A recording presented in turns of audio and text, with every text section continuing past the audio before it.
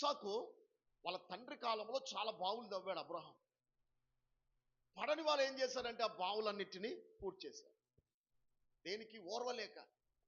పండితే వాని పంట పండితేనే మన పంట మాట్లాడదురుగాక. వానికి 20 బస్తాలు పండితే మనకి 21 బత్త ఎక్కువ పండినా ఎట్లా పండింది, ఎట్లా వానికి తెల్లందాక నిద్రే 2 కోటర్లైనా తాగుతారు నీకోసం. వాని పంట పండితేనే మన పంట పండాలి.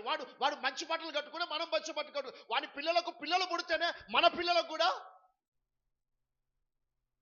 నాకు ఇంటికి వెళ్ళి ప్రార్థన చేస్తుంటే అమ్మగారు ప్రార్థన చేసి మాట్లాడుతున్న మాట ఏంటంటే, ఫలానా వ్యక్తులు వీరి కుటుంబం మీద ఆ యొక్క చేతబడి క్రియలు చేయిస్తూ ఉన్నారు. వారికి అర్థం కావట్లా. ఎందుకంటే వారి పిల్లలకు పిల్లలు లేరని, వీరి పిల్లలకు కూడా పిల్లలు పుట్టద్దని లిటరల్ గా ఈ రోజు వరకు ఆ ఇంట్లో గర్భఫలం లేదు, ఈ ఇంట్లో గర్భఫలం లేదు. ఇది ఎందుకు జరుగుతుందంటే అమ్మగారు చెప్తున్న మాట, నా బిడ్డకు లేరు కనుక వాళ్ళ బిడ్డకు కూడా ఉండకూడదు.